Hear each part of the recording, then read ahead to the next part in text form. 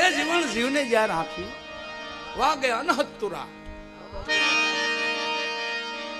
અનહદ કહેતા અખંડ, આઠે પોર આનંદ, એને અનહદ કહેવાય છે.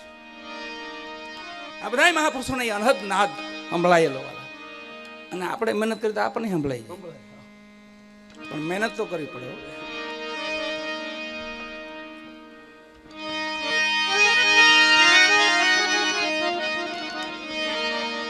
જીવણ સાહેબ 40 વર્ષ ગુરુ મહારાજની સેવા કરી છે. 40 વર્ષ.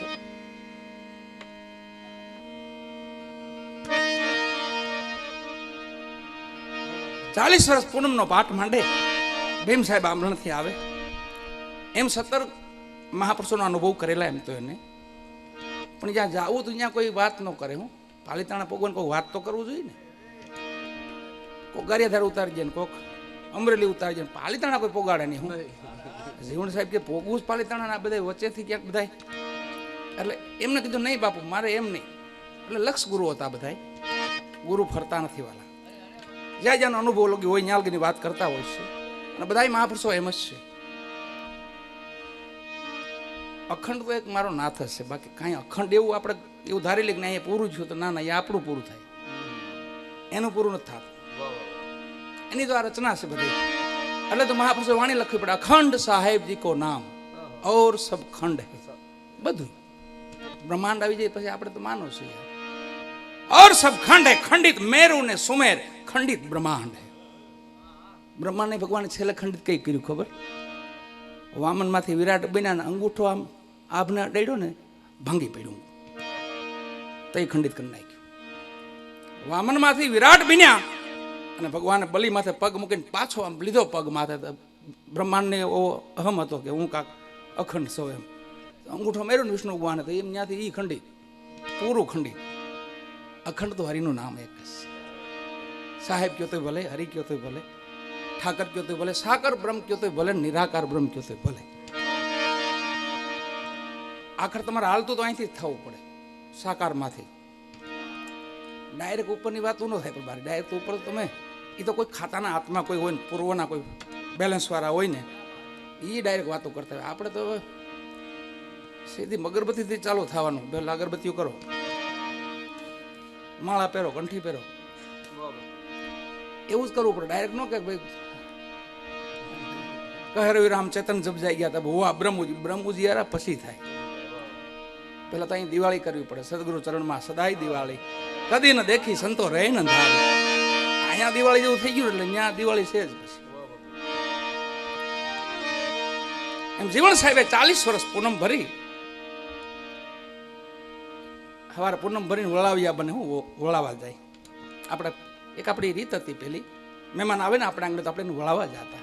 બસ સ્ટેન્ડ લગી મૂકવા જાય, ગામના ઝાપા લગી જાય, જ્યાં ધરાઈ નહીં ત્યાં લગી એ આવજો આવજો એવું. પેલા 80-50 વર્ષ પહેલા એ હતું બધું.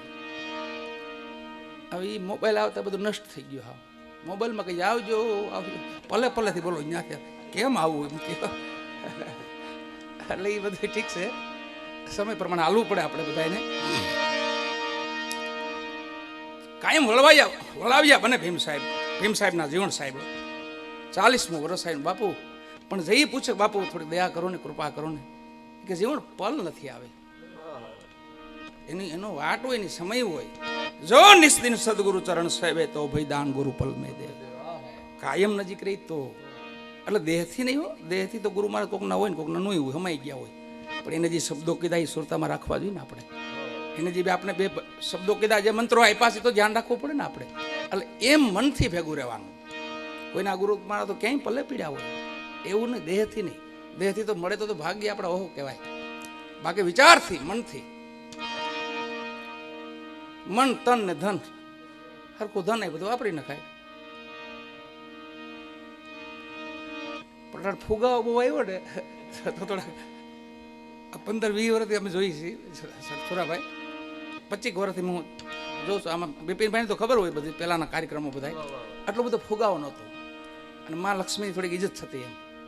હવે અત્યારે બધું જોવો ને તમે ઓવર થવા માંડ્યું બધું એમ. એટલે એ તો માની જ માયા છે. એની લીલા એની જ છે, બાકી તો પણ ભજન તો છે ને વાલા, ભજન તો હાવ જેમાં ખાલી પ્રેમ જોઈએ, ભજનમાં પ્રેમ જોઈએ. એટલે સાધુ સંતો એટલે દક્ષિણા તમારે દેવી પડે, વિવેક છે. પણ પછી વિવેક મોંઘો પડે એવો વિવેક કઈ ન અતિ મોંઘો પડે વિવેક આપણને. ઓહો આડે ક્યાં ચડાય વિવેક એવું કામ. એટલે જરૂર બધી છે વાલા, પણ એની મર્યાદા છે. મહાપુરુષોએ સંતોએ એની મર્યાદા રાખી છે કે તમે દક્ષિણા લ્યો, તમે ભાવ લ્યો. ગામનો લોટ માંગીને ખાઈને તો 5 માળા કરવી પડે ગામની. અમે છૂટી નથી શકતા આમાંથી, આમાં કોઈ છૂટી નથી શકતું વાલા. આ તો નામનો મહિમા છે, નામનો મહિમા અપરંપાર છે. 40 વર્ષ ને 40મો પાઠ માંડ્યો અને જીવણ સાહેબને એમ કીધું કે મહેનતનું કાંઈ બીજો મને નહીં ખપે બીજું. 2 દંપતી મજૂરી કરી, મહેનત કરી, એ જે પૈસા આવ્યા એનો પાઠ માંડ્યો. અટાણે જે આ બધું આ દાતા ને તમે દાતા ની એમ નહીં. અમરમાં તો સતની જોડી કાંધે મારી હતી, એ જ મજા આવે ને. હાદલ પીરે કીધું બાપાને કીધું દઈ દાપું, હવે માની જોડી કાંધેથી મને જ હું લઈ લઉં. હવે સતની જોડી મેં કાંધે ધરી, મેં લખ્યા પીર પરબરા. આ તો પોતે આપણે જામી પડી ને તો મજા આવે આમાં.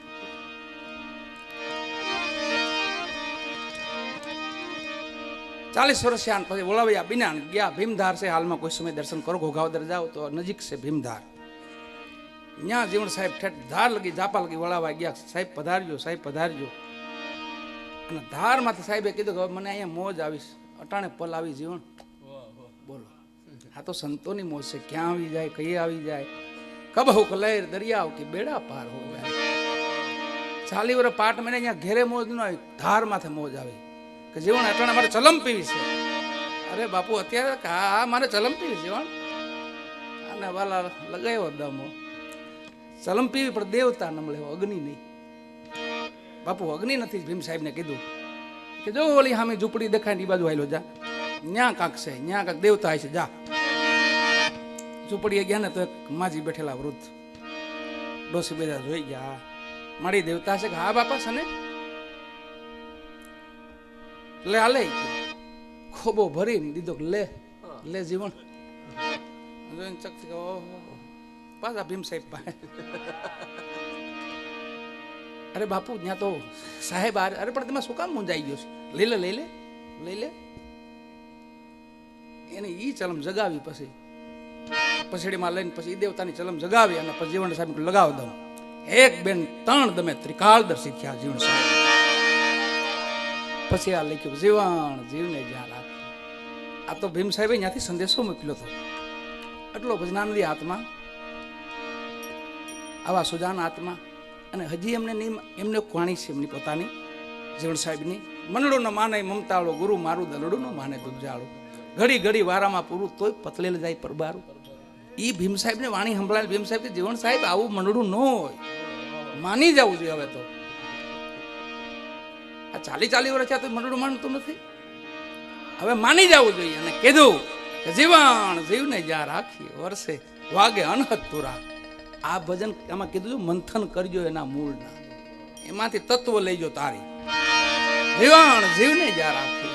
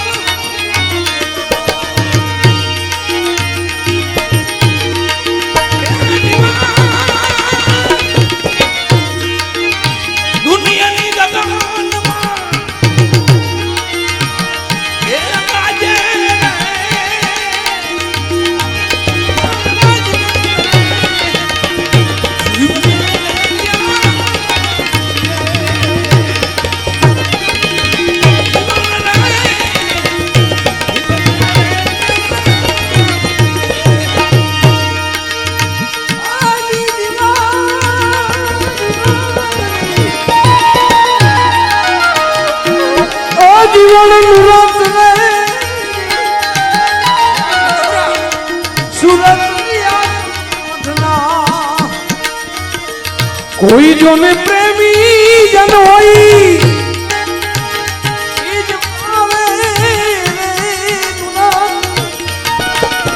સુરત કોઈ પ્રેમી જન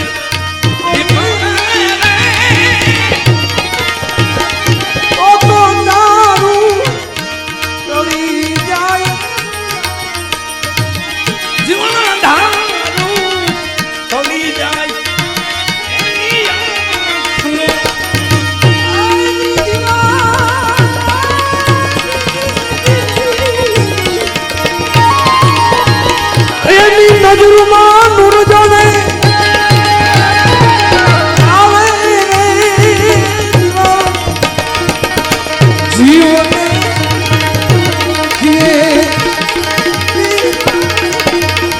જીવન વાગે જો નહીં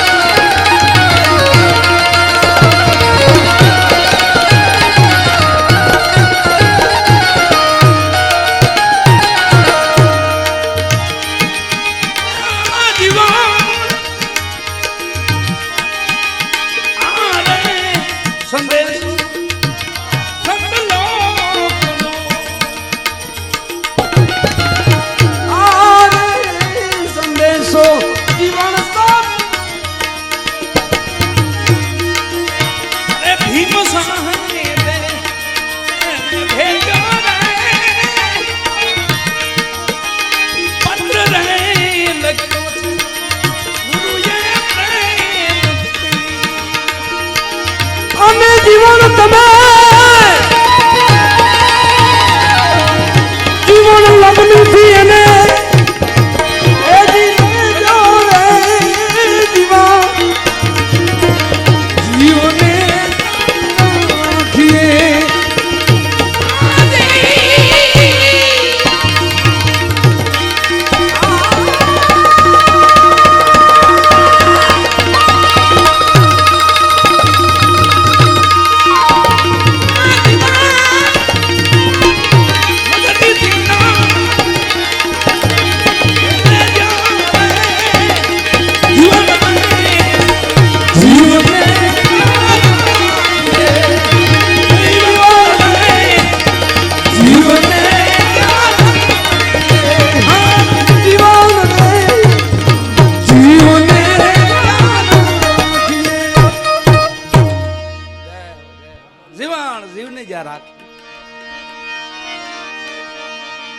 પછી તો લાગ્યો ગુરુ મહારાજ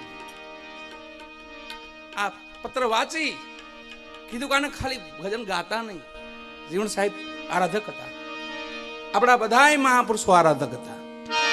ધણી રામદેવજી મહારાજ ભજન ગાતા, હરજી ભાટી ભજન ગાતા, કબીર સાહેબ ભજન ગાતા, મોરાર સાહેબ ભજન ગાતા, સવારામ બાપા ભજન ગાતા, સતાર બાપુ ભજન ગાતા. કોણ નો ગાતા?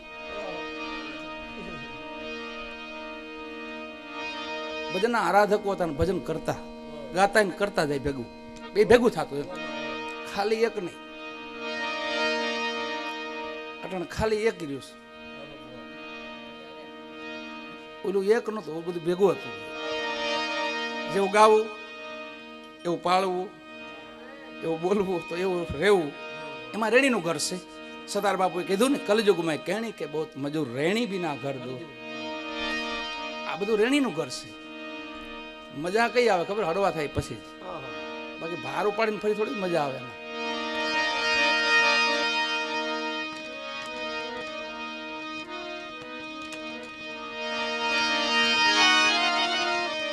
એની મહાપુરુષની વાણી ફરી પાછી ગુરુ મહારાજે મહેર કરી તણ દમ મારાણ ત્રિકાળ દર્શી વિજ્ઞાન. પછી જીવણ સાહેબે લખ્યું, દયા કરીને ગુરુએ પ્રેમે પાયો, નેનું માં આયા નૂર, પ્યાલો મેં પીધેલ છે ભરપૂર.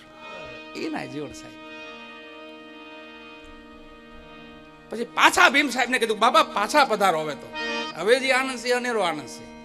આ દિલગી મેં તમારી 40 વર્ષ સેવા કરી બરાબર છે, હવે તો મને ઉમંગ છે, પધારો મારી ઝૂંપડીએ.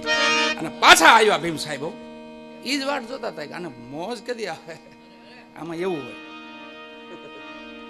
અને જીવણ સાહેબ ની મોજ છૂટીને પછી આવ્યા ભીમ સાહેબ. આજ ગુરુજી તમે આવ્યા નથી મારે અંજવાળો. એમાં જો એક રૂપ બતાવ્યું જોજો. આપણે ભ્રાંતિ રહેશે ને એ ભ્રાંતિ આ ભીમ સાહેબ ને આ સમજાતું નહોતું. જીવણ સાહેબ ને ખીમ ગુરુ ભાણ રવિ રમતા રામા. ખીમ સાહેબ, રવિ સાહેબ, ભાણ સાહેબ અને કબીર સાહેબ રમતા રામા. આ ચારે ચાર જુદા માનતા. પછી એક થયું બધું. આ તો બધા એક જ છે. ખીમ ગુરુ ભાણ રવિ રમતા રામા. આ ત્રણેયને એક તત્વમાં ભાળો. હવે થયું મારે અંજવાળો.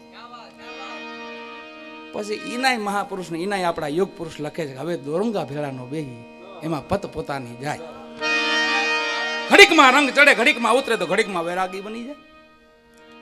ઘડીકમાં ગુરુ, ઘડીકમાં ચેલકા, ઘડીકમાં પીર થઈને પૂજાય. કામી, ક્રોધી, લોભિયાન, લાલચો આ કોઈના દુખે ન દુભાય. ભીમ ગુરુ વચને જીવન બોલ્યા, આવા નર તો નક્કી નર કે લઈ જાય. એવા દોરંગા ભેળાનો બેસી આય. જેમ જેમ આપણી માથે કૃપા થતી જાય મહાપુરુષોની, માત પિતાની, એમ એમ થોડુંક આપણા જીવનની કક્ષા થોડું હળવું પડતું જાવ. બીજું કાંઈ નથી આમાં. આજે હોય હો જાય છે ને આપણે થોડુંક. અને 50-55 પછી દોહર ઉતાર નાખવું. આ દોહરું કાન પછી કાન પડી જાય આપણે, પછી રિયારું બહુ. 50 વર્ષ પછી થોડુંક હળવું થઈ જવું હોય. આપણા દીકરા નો હોય 20-25 વર્ષના થઈ ગયા હોય, નો સંભાળીએ કે પણ આપણે દઈ તો ને. આપણે જ રાહ લઈને બેઠા નહીં, મને પૂછ્યા જો કાંઈ થાય નહીં. આ અમારા બધા જે આ ડાયરોજી છે ને એ તો 50 વર્ષ તો જ લાંબી વાત હોય. કે અમારા છોટુંની તો તમે આમ નજીક જાઓ તમને ખબર પડે. એ કે ધોરું જ ન જોઈ. અમારો નાથ કરી બરાબર કરે, ઠાકર કરી. એક બોલવું, એક અને એમ જીવવું વાલા એક કઠણ છે વસ્તુ. અને એ જ પ્રેમનો પંચ છે બસ.